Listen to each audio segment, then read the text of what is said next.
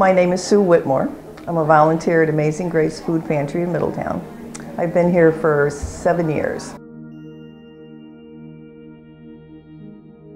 The people here are wonderful. Of course, I knew Kathleen before, and I met Sue, and I met a whole bunch of, I knew Irvin.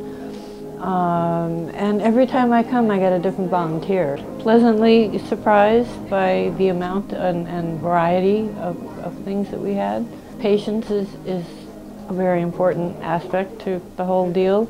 And you wait, and you get called by your name, and you go through a system of various foodstuffs. Bread is usually first, dessert comes next, then you get a choice of meats, and you get your veggies, and you get your cereal, and you get your fruit, then you get your soup, then you get your tuna and peanut butter, then you get pasta, and then you're led to a miscellaneous area, and you get a choice of one, and then you go on to the next area, which is choice of 3.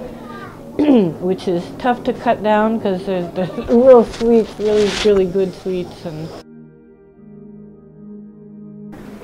my name is Kathleen Kelly, and I'm program coordinator at Amazing Grace Food Pantry in Middletown. You know, I was having like a little problem with food and stuff like that, so I started coming, you know, to pick up food and stuff like that. You know, soup kitchen, I used to eat at the soup kitchen, then I ended up volunteering. So I volunteered for the soup kitchen over a year, and it's not that bad. You know, if you need help, you know, it's not bad to reach out and ask somebody for help.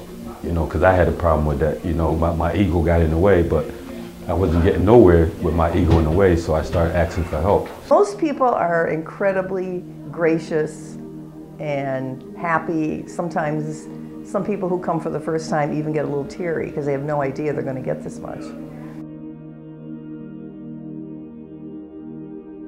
Probably 40% comes from Connecticut Food Bank, another 40% from the program called Families Feeding Families. We have like a tuna fish church that commits to 100 cans of tuna fish every month. We have cereal, a church in Rocky Hill that commits to 300 boxes of cereal every month. Individual family might commit to 10 jars of peanut butter, or 20 cans of beans. We have a school that does baked beans.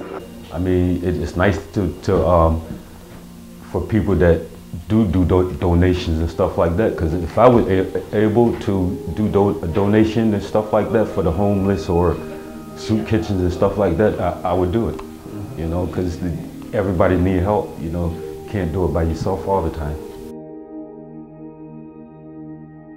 You might probably get one meal a day, probably at the soup kitchen, or you go hungry. I hate to think of what would happen. I mean, this is a community resource.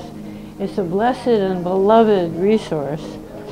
And God forbid that we should lose the privilege of coming here, and it's really a horrible thing to think of, because we rely on these places, and we rely on the goodwill and the energy of those who like to serve.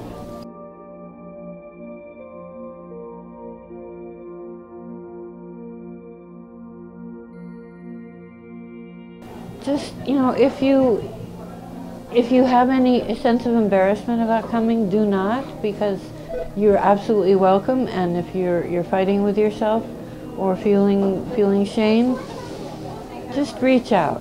Yeah, when I started 7 years ago, we were at like 850 families. That's when we were down just past the hospital at that where the restaurant is now.